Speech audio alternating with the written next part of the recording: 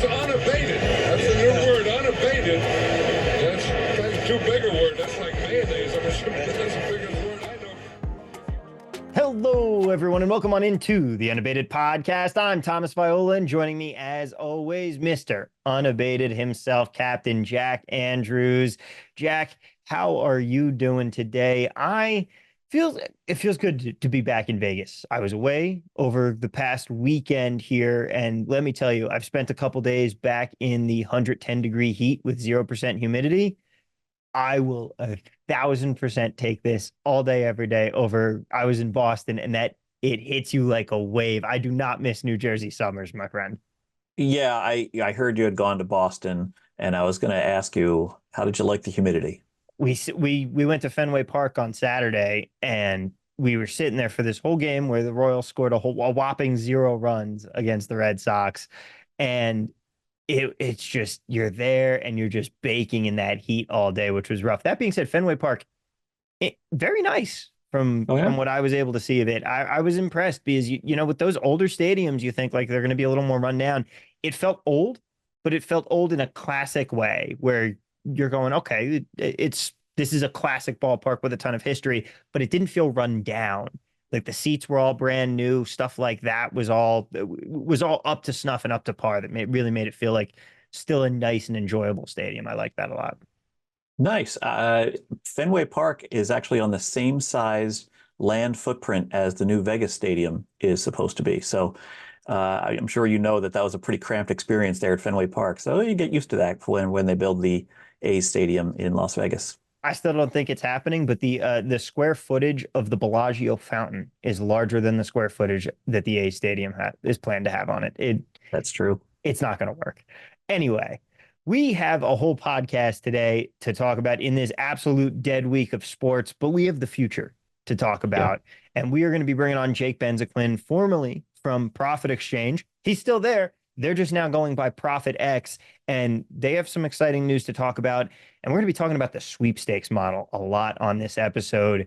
This is something that you started seeing come up a little bit. You know, we saw Fliff kind of really be the first ones to bring it around. And some people are like, oh, okay, it's just another way of saying the DFS 2.0 model. That's not the case. And this certainly seems like it's going to be a very real way forward. I see a lot of inspiration from video games as well as sports here, but I know you're excited about this. What do you think is coming with sweepstakes models?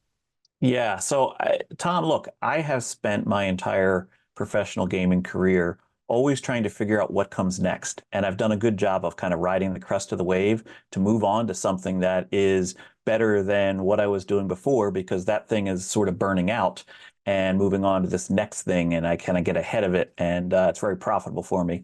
And I've mentioned that on some other podcasts. Like, this is what I do. I try to find the next big thing. Well, this is the next big thing. This is the thing that I think is going to be a pivot point for sports betting in the U.S., and that is this sweepstakes-based betting model. I have a new video that's going to be out the day we drop this podcast, and which I explain the sweepstakes-based betting model, how it works, how you can get involved, and how I think that industry gives us a lot of hope for people that are currently locked into states where sports betting's not so great.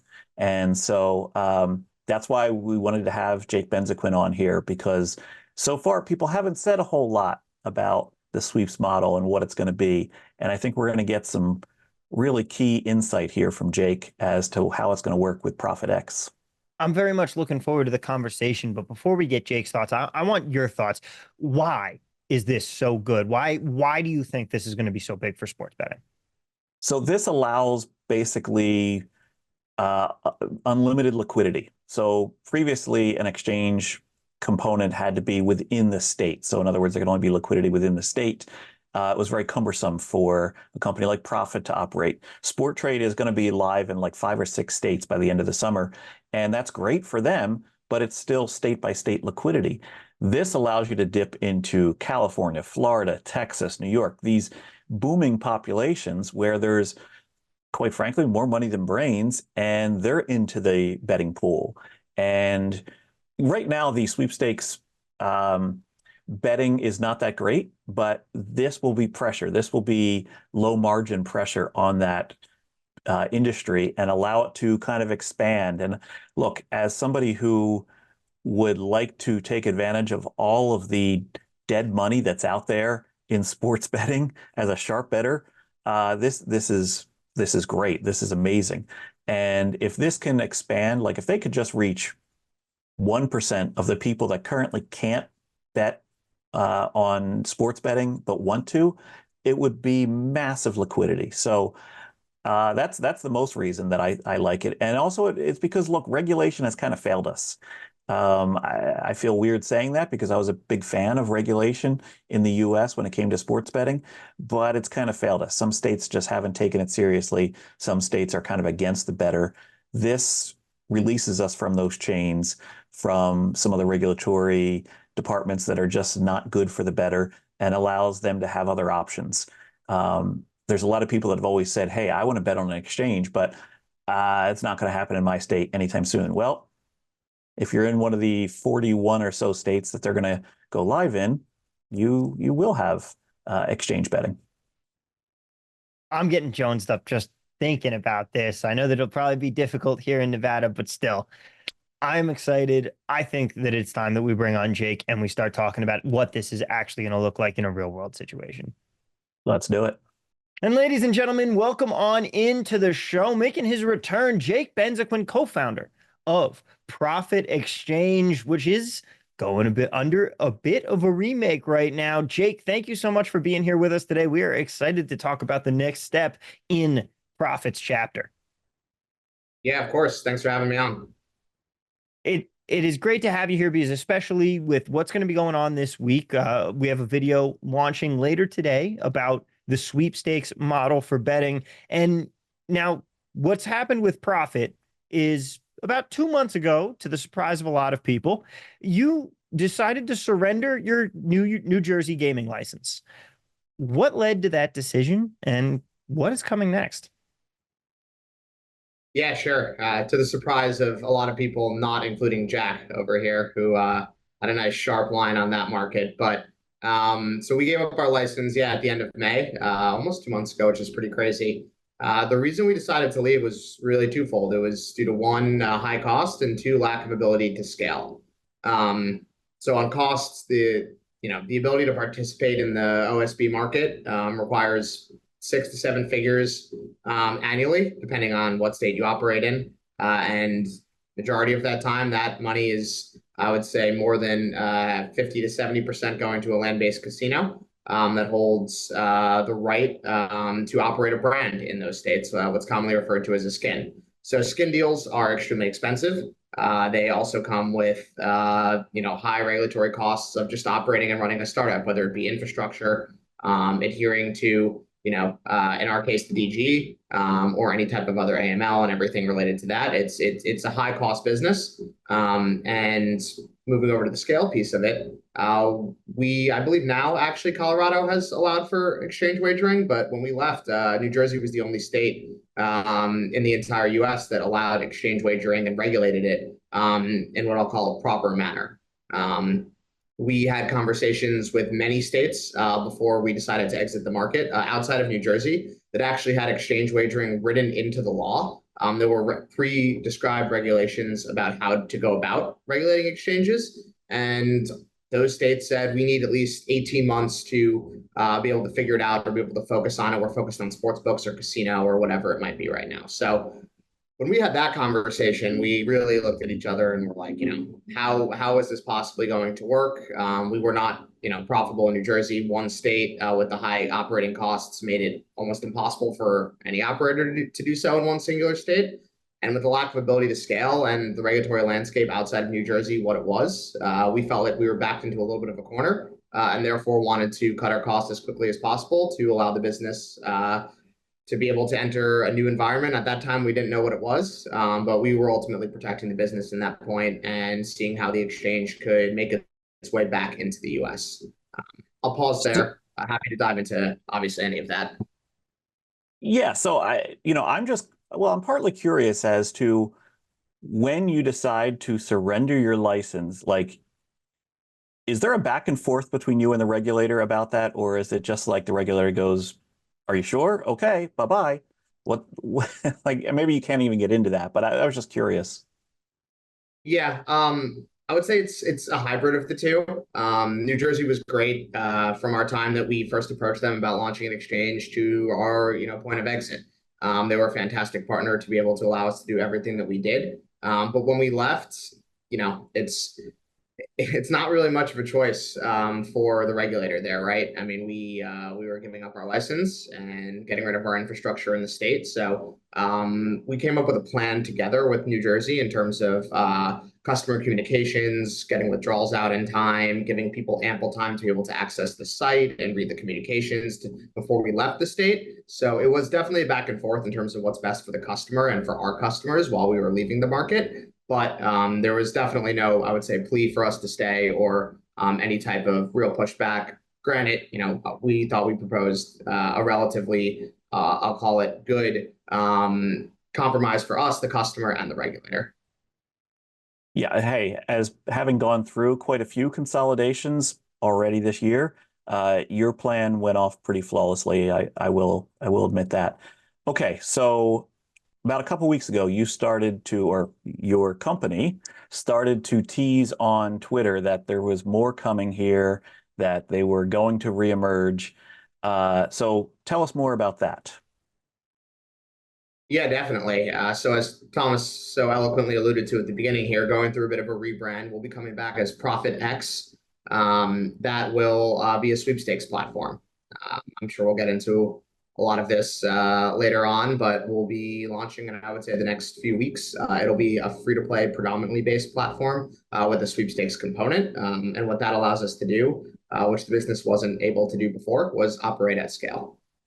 Well, all right, we're breaking some news here on the show about the future of Profit Exchange, and not so coincidentally, coming at a time here where Jack on the Unabated YouTube channel today, you've got a video going up all about the sweepstakes model and what that entails. But Jake, just real quick here, for those of you who are tuning in already right here, can you do a little bit of what Jack does and explain what's the sweepstakes model going to look like? What is this going to look like for Profit here?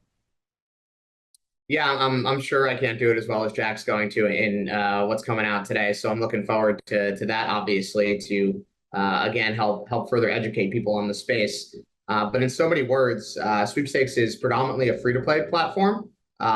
You will be using a virtual currency, which we're calling profit points. You can bet 1,000,000 points to win 10 million profit points, and again, all free-to-play, no monetary value. It's definitely a product geared towards more novice consumers, maybe people that are making sports bets for the first time outside of states that have legalized betting. So that's one component of the platform. And then the other that we've been talking about a little bit more is the sweepstakes side of the platform. And what that really means is that when you go into our app, you're given profit points at the onset. You have the ability to purchase more profit points should you want to continue playing in prediction markets or whatever it might be. But when you purchase those profit points, you will be able to enter into a sweepstakes and gain what's called profit cash. Profit cash is the currency that can be redeemed for prizes. That includes USD. So an example would be if I'm purchasing, 1,000 profit points, I would also be able to get 10 or 20 worth of profit cash as well. And then you play that on our platform, which will be predominantly what New Jersey looked like in terms of an exchange, a sports exchange where you're, interacting with other consumers on the platform. And that's it in a nutshell. But because there's no purchase that is necessary on the platform, and what I mean by that is that there are actually alternative methods of entry. We can give away profit cash on our social media handles. We can give it away within the platform if we want. There's also another component called AMOE, which is alternative method of entry, where you can actually, just like any type of traditional sweepstakes model, write us at our PO box, and you put your username down there and some other types of information, and we'll be able to put cash in profit cash into your account. And what all of this does is it means that there's no purchase necessary to play. There are free ways to claim profit cash on the platform, and that takes what's called the consideration element out of what gambling is defined as. So a little bit of a high level there, a little bit of the nuances of it, but we're really excited to showcase our new product. Now, if you wanted to break it down a little bit, thinking about it from the approach of, okay, so you've got profit points, and these profit points are like the free currency. This is Correct. something you can earn, trade with the app, all of that, and it's all right there. No purchases or anything needs to be done. Profit cash is like the premium currency. And that's what people can actually, they can convert real cash to profit cash to use for for other sweepstakes entries and things like that. And then there's also basically a way out where, like you said, one of the prizes is you can exchange profit cash for USD. Exchange might Correct. not be the right word there. Yep. No. We call it redeem, but all the same concept, right? Mhm. Once you enter into the sweepstakes and do get profit cash, you go into the exchange. You're able to place it money line spreads, totals, props, just like we had in New Jersey. Obviously, if you build that up to a certain threshold, you will definitely be able to then redeem it. So the elephant in the room here, this is all perfectly legal. It is. We wouldn't be here if it wasn't. Yeah. We've been doing our research on this for quite some time. Mhm. So sweepstakes is actually fairly common across the U.S. landscape. It's written into the law in every single state, which means that legislators actually have to go in and actively change it should they wish for a kind of anything to take place or to be changed, or with how we're operating or how other sweepstakes operators are operating. But we have a legal opinion. We've got public companies, multiple billion-dollar companies, former partners, third parties. Everyone's coming over to the sweepstakes space with us if they have not already been operating there. So that just shows as well, along with obviously our legal opinion and our extensive legal work in terms of how this works, that Yeah. it's a model that's definitely starting to be more and more accepted by payment processors, geolocation companies, data providers, all the fun stuff. And most recently, we've even seen some class action lawsuits, which would normally be a bad thing, but they've actually been, a lot of them have been sent to arbitration or dismissed. Fliff most recently had one in California, of all places, get dismissed and sent to arbitration. And given that and everything that we've seen from our partners, we believe that the legal framework is nothing but rock solid for this. So we wouldn't be obviously making a huge move without extensive research into the space and how others are operating within it and the legal framework surrounding it, but we're extremely confident in what we have with our product. Now, Now, you mentioned payment processors there. What does the payment processing look like? Are we talking crypto here? Or are we talking stuff that normal people transact in? Yeah, depends how you define that, but we will have all the same payment processors that we had in New Jersey, which again just speaks to the strength of the sweepstakes model these days. So we'll have online banking, PayPal, Venmo, credit, debit. We'll be accepting wires. So it'll largely look the same that we had at New Jersey. We won't have the beloved cash at cage requirement with our land-based partner, but aside from that, everyone's coming over with us. Wow, that's impressive. What about the market makers? So, a big part, for those that might not understand, a big part of the exchanges in New Jersey have been that they're actually seeded by market makers that are basically providing the markets into the book. It's not necessarily like you versus Joe the Better who's putting up an offer. Are you going to have market makers to kind of seed these markets? Yeah, same concept here from the payment processors coming over. Our market makers will be coming over with us as well, which, of course, again, just further speaks to the legality and the rock solidness of sweepstakes law. Not only will we have the market makers that we had in New Jersey, but we'll be able to bring on more as we accumulate more scale here. So the ability for us to be able to go out and have these conversations and pitch market makers with bigger scale ultimately allows them to make a greater business case internally to come onto a platform like ours and look to market make. So we hope to have cleared up a lot of the I'll call it lack of areas of focus that we had in New Jersey. So some of our live product was not fantastic. We didn't have much of a golf product or offering, and I'm not saying those things will be there day one, but the ability for us to enter a rock solid legal framework at scale really will facilitate liquidity markets on the exchange as a whole. So again, not day one, but we're very optimistic that the actual product, the odds, liquidity, the core of it will be much better in due time than it was, I'll call it a month 18 of us operating in New Jersey. and that kind of brings you into my next question there about the profit experience for those that were already on the platform and familiar with it? Are they going to find that it's much different than it used to be? And also, what have you noticed that you guys have really been saying, okay, these are the things that we want to change. These are the changes that you're going to see loading up Profit X on day one? Yeah, for anyone that previously used the platform, it will look and feel largely the same. There will be a giant free-to-play component, essentially a toggle that allows you to change between, again, the virtual profit points offering along with the sweepstakes profit cash offering. So that will definitely be a big difference that will, redefine how the app looks and functions. But aside from that, again, largely the same. In terms of where we've been focusing, one is obviously building out all the necessary sweepstakes and free-to-play components. But as I alluded to, really focusing on how we can better offer, an improved and enhanced consumer experience. And again, that's through live betting, more props, things of that nature that we were lacking because of lack of scale in New Jersey. So when it comes to the things like scaling up here, especially with the free to play model, the sweepstakes model, what is that going to mean for your availability to customers? Like, am I here in Nevada going to be able to play the free to play model, or where are you guys planning on being day one? Yeah, so we won't have a separate offering or any type of, I'll call it hybrid app for states that we won't be offering the sweepstakes model in. So I know you're about to be extremely disappointed here, but Nevada is not a sweepstakes friendly state. There is about 8 others, so 9 in total we won't be operational in. It's Michigan, Idaho, Nevada, Louisiana, Montana, Alabama, Washington, Kentucky, Tennessee.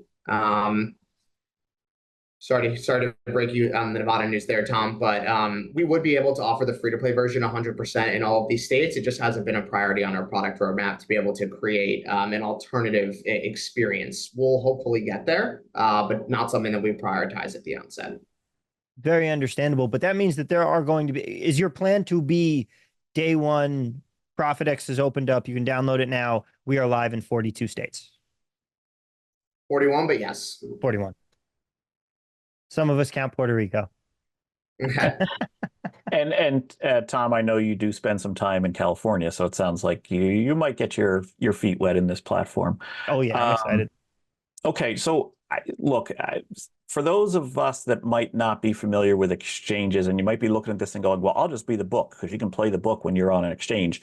I'll warn people that it's not that simple. If you're going to be offering markets on an exchange, you need to basically have programmatic trading. You need to have like a computer back end to it. So I guess that's the question, Jake. Is there going to be an API available for those that want to make markets? Yeah, absolutely. Like we had in New Jersey, our API is open and available to everyone. One big part of sweepstakes is that it has to be fair play and everyone has to be on the same playing field in terms of what the experience is. So only offering the API to some over others would actually directly contradict that. So it's something that we did in New Jersey, but we want to absolutely emphasize here as well that everyone and anyone who wants to come in and trade via the API, as long as you're not, abusing the platform or treating it in not a goodwill, then that's a different conversation. But other than that, we want to be able to have everyone come in and be able to play, create prediction markets, try out new, tendencies, be able to learn a little bit more about sports wagering, sports predictions, all that type of stuff. So if you are someone that's interested in doing so, we will be ready and available to have you on board hopefully soon. Are you going to touch the third rail that is election betting? At this point, we don't plan to offer any political markets.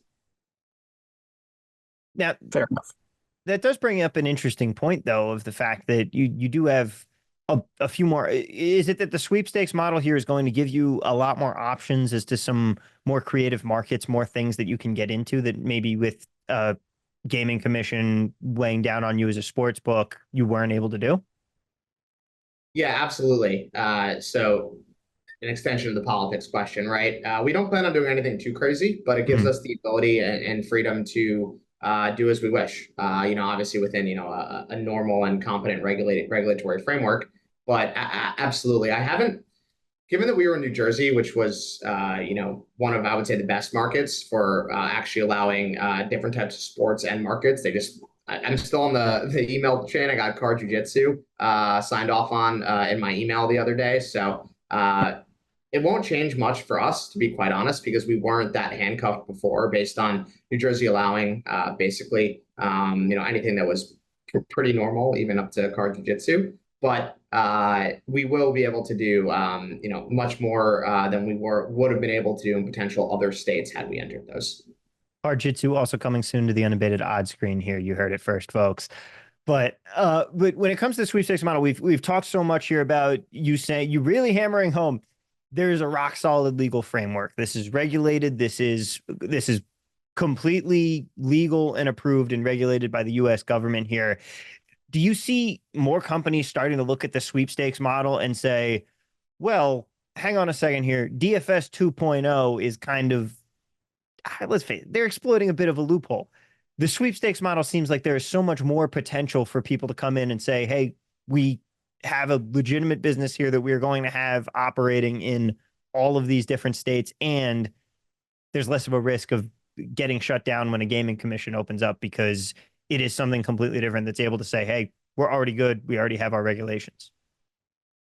Yeah, there's a huge difference between DFS 2.0 and sweepstakes, and that's that sweepstakes is actually written into the law in every single state, whereas DFS 2.0 is more of an interpretation of skill-based gaming. So there is a difference between the two. I'm not incredibly qualified to be able to say any more than that on the subject, but there's definitely a distinction to be made there. And in terms of sweepstakes, it's something that's been around for actually decades. They're not only just generally in terms of the traditional, I go and purchase Coca-Cola at McDonald's and I'm entered into the Monopoly sweepstakes, but there have been social casinos that have been operating for decades at this point. Poker companies too.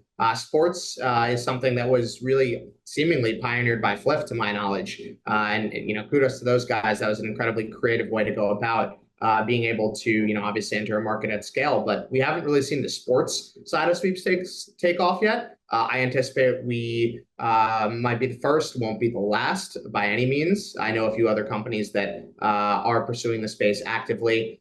We had some competitors tweet out some jokes a few weeks ago. I don't know if they're serious or not about entering the space. Well, I know some other competitors are serious about entering the space. So it's definitely one to watch, I would say, over the next 6-12 months and see where it goes, because sports as a whole are relatively new there. But again, social casino has been something that's been around for a very long time, and prominent operators such as VGW, Chumba, and Lucky Land, and Global Poker, alongside even Stake, utilize this legal framework to be able to operate here.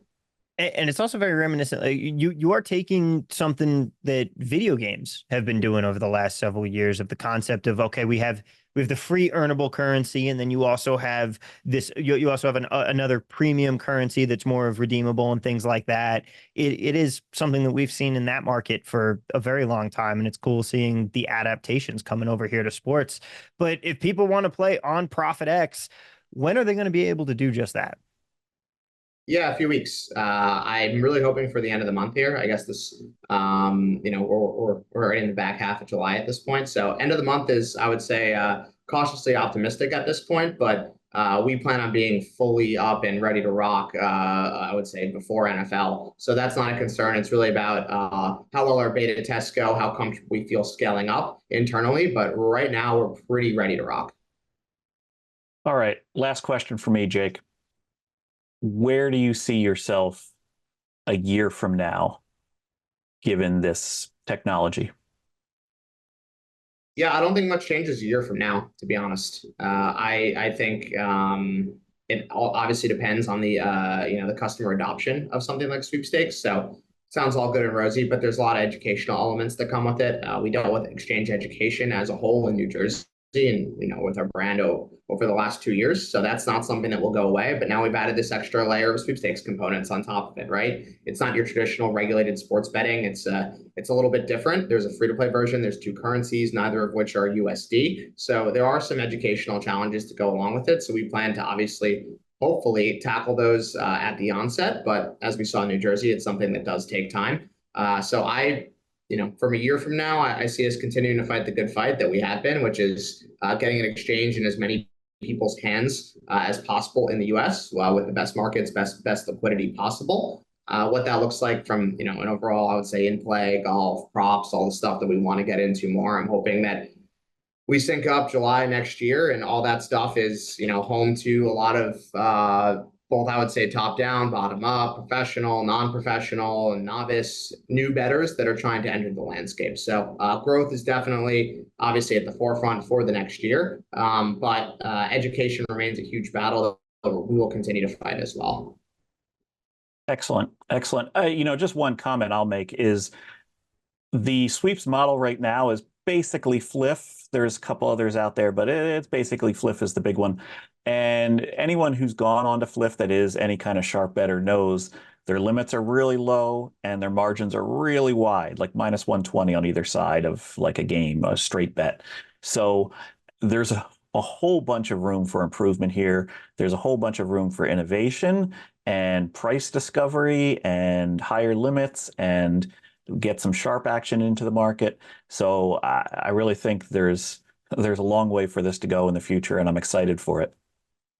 Yeah, and just to touch on that, so a lot of the sweepstakes operators that exist, one, they're all player versus house, so they're all sportsbook companies. And a lot of times, you alluded to it, Jack, but you see, minus 120s, minus 125s. I saw minus 135s up the other day. So you see that, you see minimum withdrawal requirements or funds being seized or bets being voided, things of that nature. That none of that is specific to sweepstakes. That is specific and specific terms and terms of use that have been chosen and house rules that have been chosen by the operators themselves. Because again, it's a player versus house relationship. As an exchange, we're player versus player, so there's no house, right? We don't care who wins or who loses. There's no reason for us to perform any actions that might be negative upon the customer, such as high margins, being able to cap withdrawals at a certain amount, voiding bets. None of that makes sense for us, and that is not representative of the sweepstakes space. It's representative of, I would say, the player versus house relationship that a sportsbook requires, rather than the one an exchange requires. So, if any of you have had experience in the sweepstakes space and have had any type of interaction like that with any type of operator, social casino, sports, whatever it might be, that's the exact problem that we're looking to solve by coming to this space. Moving from a regulated company that hopefully has been trusted by all of our consumers up until the point that we shut down, and also everyone, obviously, just in the greater landscape as a whole. We really want to prove that it's a space and we're a company that can be trusted, even though we're obviously going to be outside traditional regulatory lines. Jake, thank you so much for being with us here today. Thank you for coming to us to break the news about the exciting new steps for profit. I am so excited to see it happening, even though I will be the Squidward meme looking out at you guys having fun from my window. But seriously, congratulations. If people want to find you guys, where should they head? Yeah, everything's still the same in terms of our handles. We'll be on Get Profit X. So please reach out to us on social. Reach out to me, any of the team members. It's been a total team effort here over the last, I would say, 6-8 months, getting everything turned around and up and running. So you can find us where you normally find us. We'll be releasing more information on the app and the website coming soon. Once again, thank you so much for the time today and best of luck. And of course, thank you all so much for listening to us here on the show today. It has been a pleasure as always. If you want to get more action from Unabated, be sure to head to unabated.com. Check out all of the awesome tools that we have. Sign yourself up for a one-on-one demo using the link in the description of this video. It'll most likely be me sitting down with you to walk you through all of the fantastic tools we have to offer. Now is a great time to be getting ready because football season is right around the corner. And of course, as it goes with the show, you know the deal. Give us that 5-star rating, leave a review. Be sure to tell your friends if you like us. If you don't like us, tell your enemies, trick them into listening to us instead. Thank you guys so much for being here. As always, we will see you next episode. Best of luck. Let's cash some tickets.